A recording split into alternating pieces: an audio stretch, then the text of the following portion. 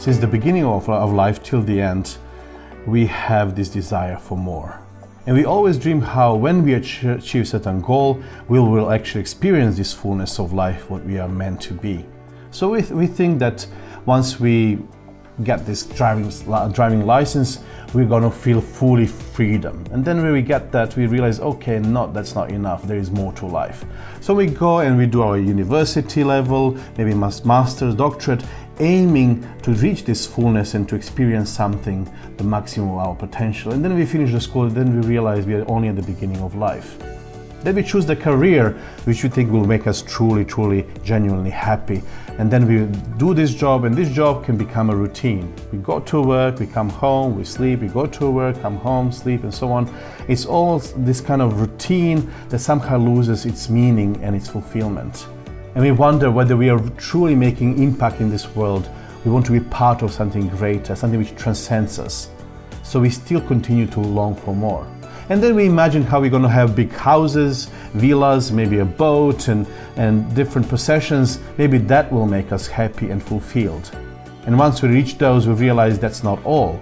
Then we dream about the future when we don't have to work, and maybe when we are retired, then we're going to travel the world, we're going to fulfill all our dreams, and the time comes, we become maybe sick, and we realize that's not all to life.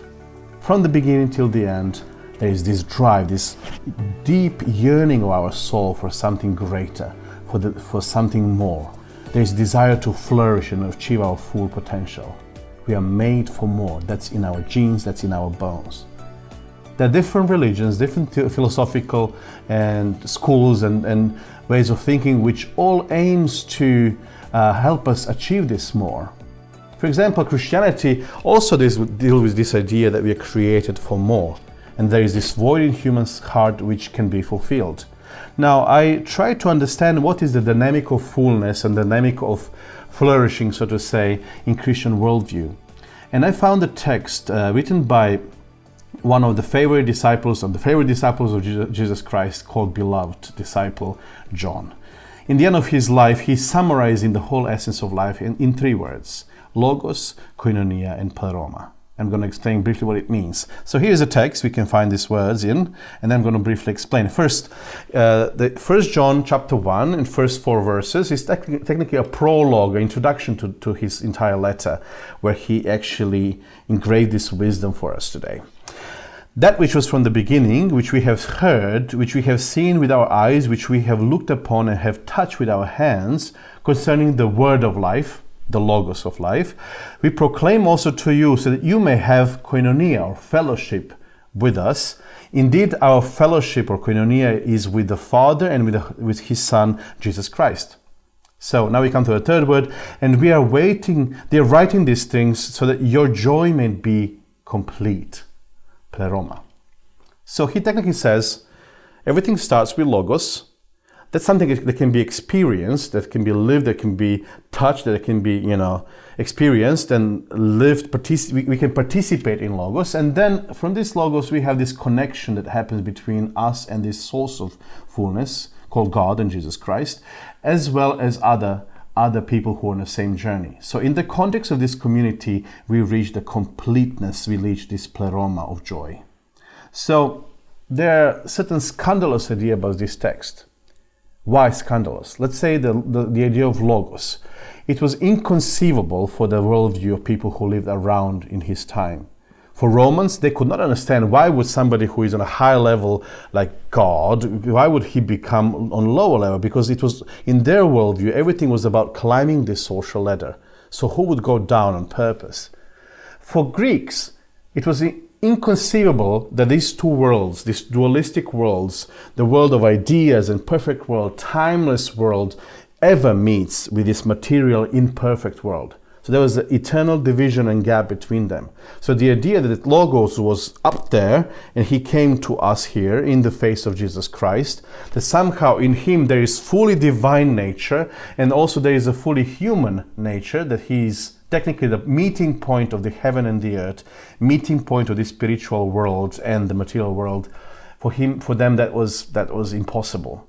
And Jews who emphasize the idea that there is only one God and he's immaterial God who does not have body, now becoming human being and existing next to God, not only being God, but existing next to him, this multiplicity of divine, for them it was inconceivable. So he's talking highly problematic message there, which clashes with the worldviews of the time. The scandal of Logos continues even today. There is mostly this naturalistic worldview which is shaping our opinions. Everything happens within this close continuum between the cause and effect. There is no connection to spiritual reality. Everything that we label spiritual is actually very material. It can be explained as neurological reaction, and people who are projecting this better world are seen as delusional or even irrational. So the idea of Apostle John that you can actually touch and experience and participate in the life of eternal Logos, eternal life, eternal God is impossible today. Well, he says if you really want to experience the fullness of life, you need to allow the idea that there might be something which goes beyond what you can see. And connection with the source of fullness is actually your way to experiencing it.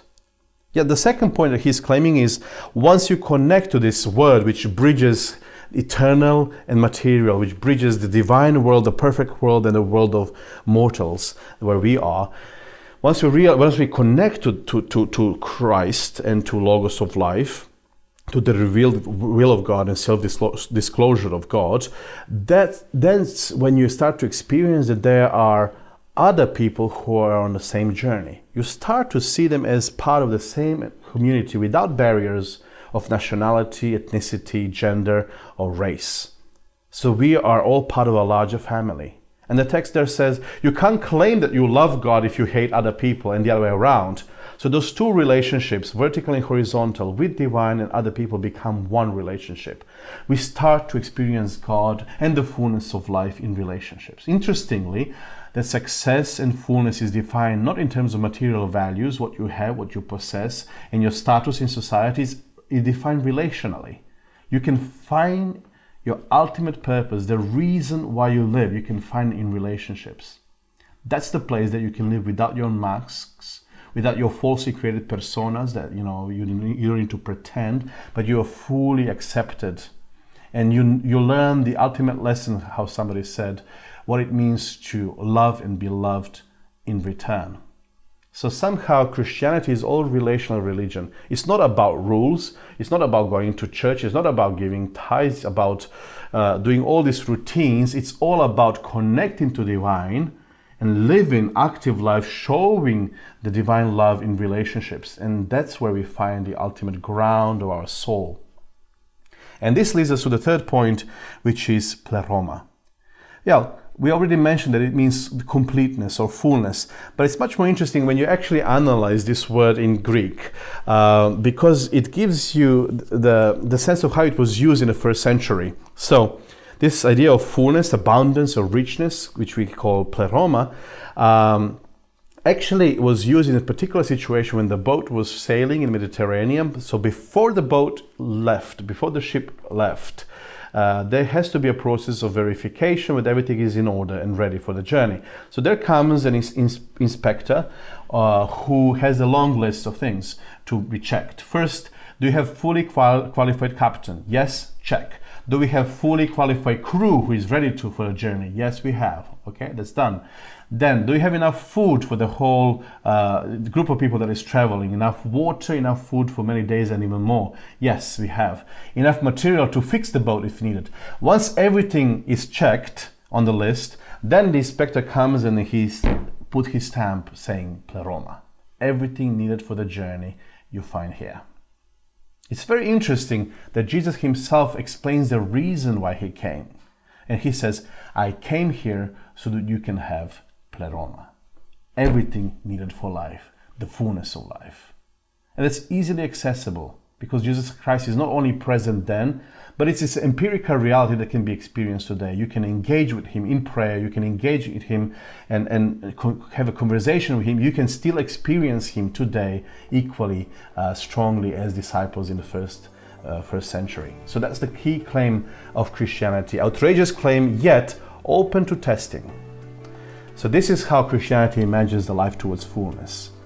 Connect to Logos, to revelation of God in Jesus Christ, And somehow, the closer you are with Christ, the more you will resemble his characteristics, the more you will be engaged in his love, and be able to share with others. You are brought into this community which provides the context for fullness, community called koinonia, a close connection of people who are on the same spiritual journey towards greatness, towards the fullness.